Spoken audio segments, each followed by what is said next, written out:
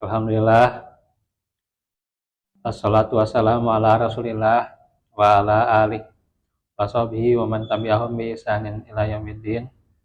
Asyhadu an la ilaha illallah wahdahu la syarikalah wa asyhadu anna Muhammadan abduhu wa rasuluh. Alhamdulillah di hari Rabu malam ini ya. Hari ini tentunya juga syukur kita pada kesempatan ini bahwa mau lagi dalam majelis ilmu ya, yang saat ini memang isyanya itu ya semakin awal gitu ya, maju ya, jadi bisa lebih dulu gitu ya, dan juga sudah dalam posisi zona musim yang agak panas gitu ya. Tentunya juga kita senantiasa tingkatkan takwa kepada Allah Subhanahu wa taala agar kita senantiasa Allah berikan kekuatan dan kemudahan dalam urusan kita. Kita juga cara saling nasihat ya, nasihati ya, dalam kebaikan dan juga kesabaran, di mana di antara teman-teman kita, saudara kita itu ada yang mengalami musibah, kita doakan juga, kita bantu mereka itu ya. Kalau belum juga bisa ke sana ya kita doakan ya, kita terus perhatian gitu ya, update gitu ya, gimana kondisinya gitu ya, gimana saat ini gitu ya gitu. Nah, gitu. Hingga tentunya juga kita kuatkan ukhuwah kita untuk terus di jalannya Allah ridhoi.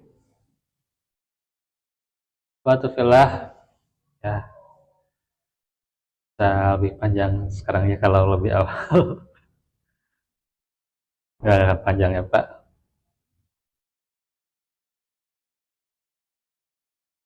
Melanjutkan pelajaran yang kemarin, di pekan kemarin, yang tentang niat dalam belajar ilmu syar'i ya,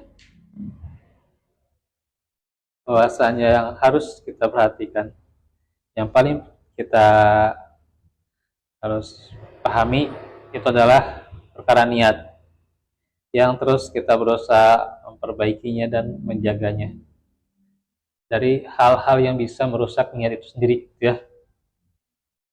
Kenapa? Ya, menurut ilmu itu mulia sekali gitu ya, luar biasa gitu ya. Pahalanya luar biasa, mengajarkan ilmu luar biasa pahalanya gitu ya. Ketika niat itu ditujukan hanya kepada Allah Subhanahu wa taala. Ya, ikhlas gitu ya. Adapun kalau ditujukan pada selainnya, nah, maka tidak ada lagi keutamaan yang kita dapatkan. Bahkan jadi fitnah, malapetaka, serta berakibat buruk bagi pelakunya. Ya, ya, kalau kita mengharapkan keikhlasan yang kita niatkan ya, maka kita jalankan keikhlasan itu ya, jangan hanya sebatas pengharapan dan perkataan saja, saya mah ikhlas ya, jadi dia ikhlas, dia mau ngomong ya gitu ya, nah, gitu ya, merasa berjasa lah gitu ya, merasa hebat, merasa lebih baik gitu ya, sudah punya jemaah, sudah tampil, mau tampil di media, tampil di khutbah ya, mau masuk di bait misalnya, gerhana, apa lagi gitu ya, yang khutbah Jumat ya bahasnya ya. Jadi sudah merasa wah bagus dia tampil di mana-mana ya. Nah itu kadang ada rasa kebanggaan tersendiri itu ya. Ini harus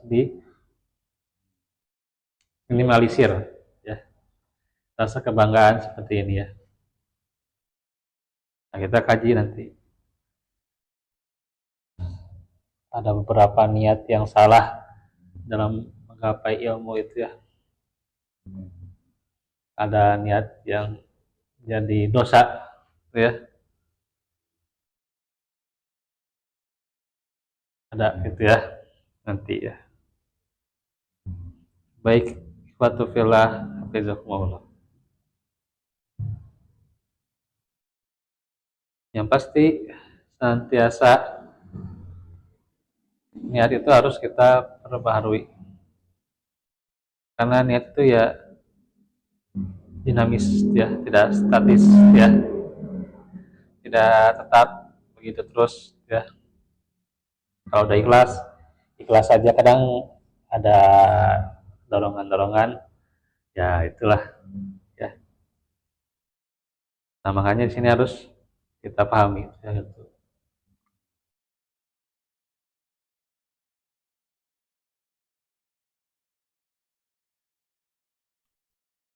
Nah, sudah tahu kita ya ayatnya surah Al-Bayyinah ayat 5.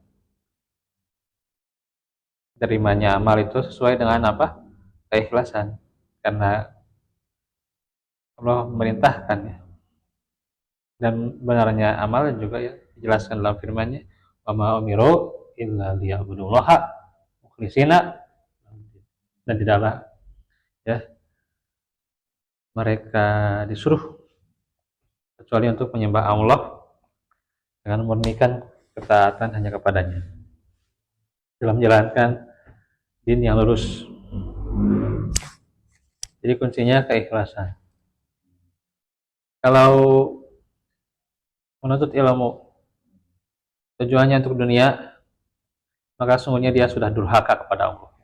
Durhaka, bahasanya durhaka nih, ya, merusak dirinya, mendapatkan dosa, ya. Bahkan bisa jadi nggak dapat bagian dari dunia, ya, kecuali yang sudah Allah tetapkan untuknya. Kata Hasan Al-Basri, langsung saja ya, barang siapa yang mencari ilmu karena akhirat, maka dia akan mendapatkannya. Sedangkan barang siapa yang mencari ilmu karena ingin dapat dunia, maka dia hanya dapat jatah dunianya saja. Ya. Terus dalam penjelasan Nabi, man ta'allama ilman mimma yabatagi bihi wajhullah azza wajalla la yata'allamuhu illa liyusiba bihi aladun minad dunya lam yajid arafal jannati yaumal qiyamah. Ini udah sebenarnya. Barang siapa yang menuntut ilmu yang seharusnya diharapkan dengannya ridho Allah, di wajah Allah Subhanahu wa taala. Tapi dia mempelajarinya hanya untuk mendapatkan sedikit kenikmatan dunia. Sedikit nikmat dunia itu ya. Maka dia tidak akan mencium bau surga pada hari kiamat. Segitunya, insyaallah. Riwayat Ahmad itu sahih ya. Yusuf bin Al-Husain berkata, aku mendengar Dunnun Al-Misri ya, menuturkan dahulu para ulama saling menasihati di antara mereka tentang 3 perkara. Siapa yang berbuat baik ketika sendirian, yang pertama ya, maka Allah akan menjadikan dirinya baik di hadapan manusia. Jadi buat baik itu tidak perlu melihat orang lain, sendiri aja. Gitu. Nah, sholat malam sendiri aja, nggak usah dilihat yang lain. Kan para salaf ya nyumput itu kalau ada istrinya gitu ya, seolah-olah membatalkan sholatnya gitu ya, padahal itu lagi sholat sebenarnya gitu ya. Gitu. sampai segitunya gitu ya. Itu ada istrinya sendiri gitu ya, nggak mau ketahuan sama istrinya gitu ya. Itu ya, ada di antaranya. Sedekah demikian juga ya. Kita mengajarkan ilmu ya, ada yang diantaranya kita secara privat rahasia gitu, ada yang secara terang juga, ada mengajarkan pada orang lain di kajian umum, pelajaran umum gitu ya gitu.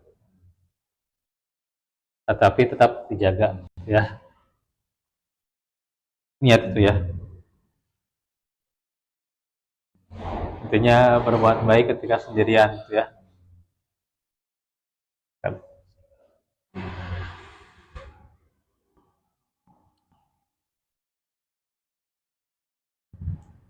Yang kedua, barang siapa yang memperbaiki hubungannya dengan Allah, maka Allah akan perbaiki hubungannya dengan sama manusia. Jadi jika ingin kita berbuat baik dengan manusia, kita berbuat baik dulu dengan Allah. Mustahil ketika orang itu sudah baik kepada manusia tapi dia tidak melaksanakan dari kewajiban-kewajiban yang ditetapkan oleh Allah Subhanahu wa taala. Contohnya ya sholat. Ini udah baik dia walaupun tidak sholat. Ya kepada Allahnya dia nggak benar gitu ya. Kadang melalaikan sholat itu sendiri juga gitu ya. Ya bagaimana bisa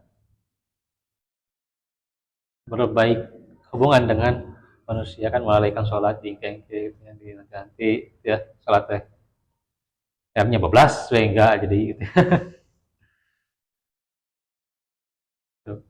Terpengaruh lingkungan gitu ya, lingkungan pada belum sholat ya, udah ikut belum sholat gitu ya. Nah gitu kan, akhirnya 12 ya gitu. Nah, jadi ya sholat teh itu Masya Allah.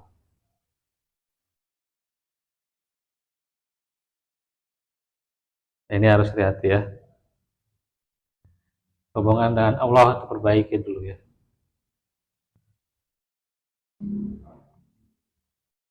Kita sediakan hubungan dengan Allah, meskipun ya cuman ya, dikit lah ya.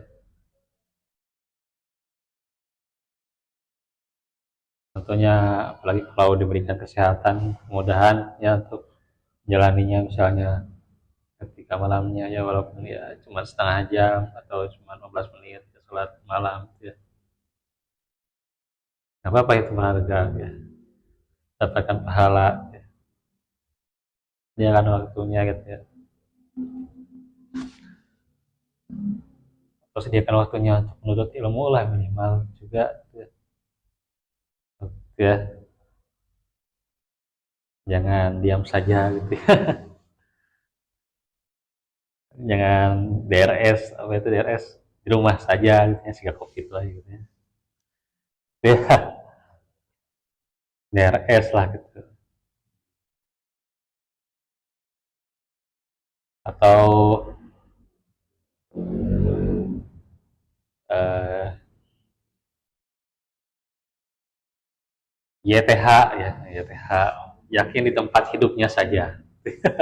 YTH ya. Kan jadi main singkatan YTH ya, yakin di tempat hidupnya saja gitu ya. Jadi ke mana-mana di tempat hidup nawe gitu ya.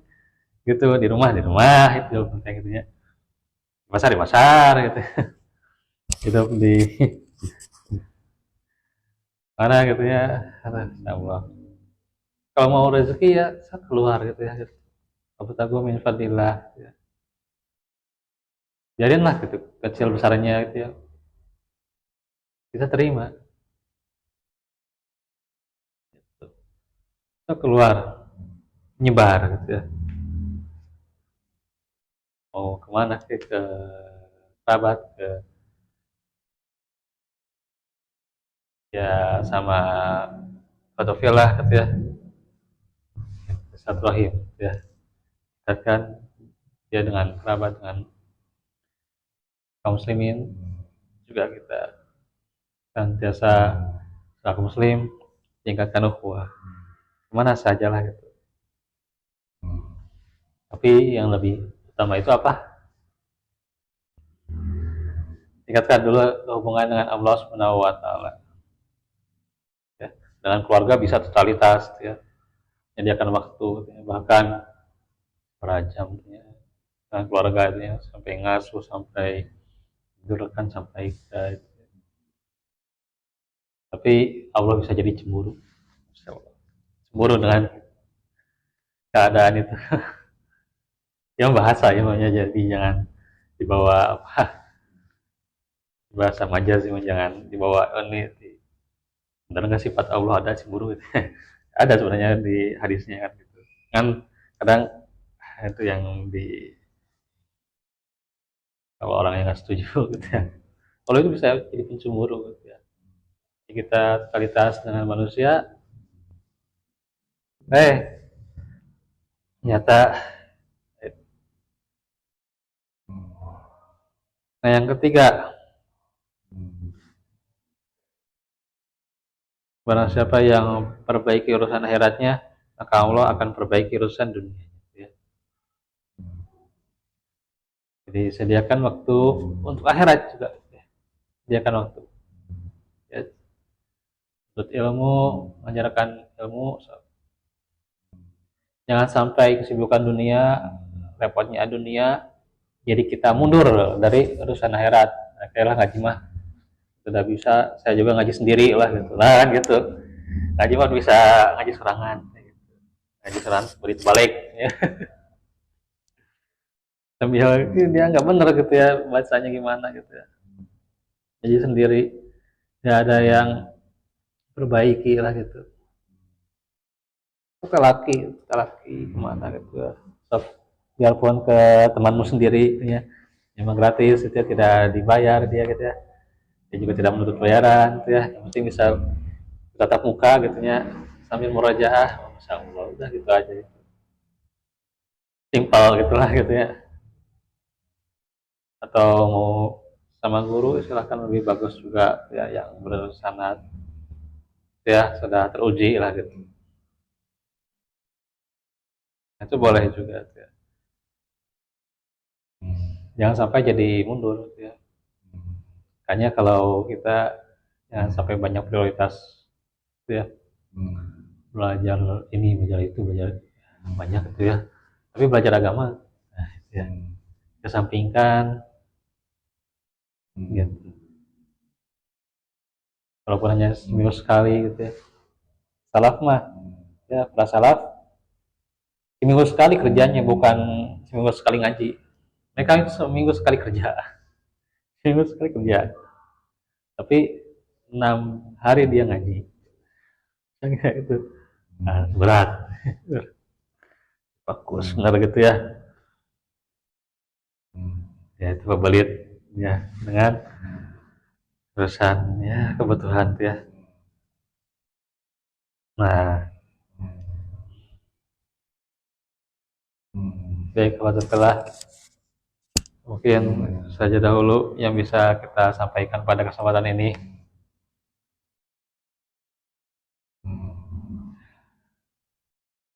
Rahmin kumullah fikum. Rabbana atina bil qamah wa ilana